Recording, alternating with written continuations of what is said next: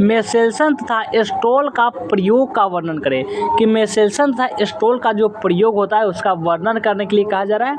चलिए करते हैं।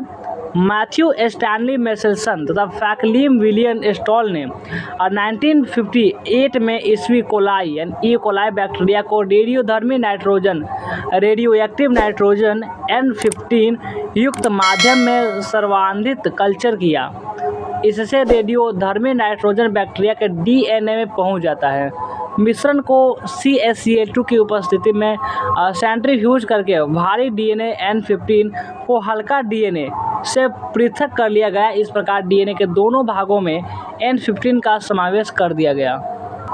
अब इस प्रकार सर्वाधिक भारी DNA के अणु को सामान्य नाइट्रोजन N14 वाले माध्यम में द्विगुणन के लिए रखा गया। DNA यानी कि N15 के दोनों स्टैंड विकुंडलित यानी अनकॉल्ड होने के उपरांत टेम्पलेट बन गए और उसमें N14 के नए स्टैंड बन गए।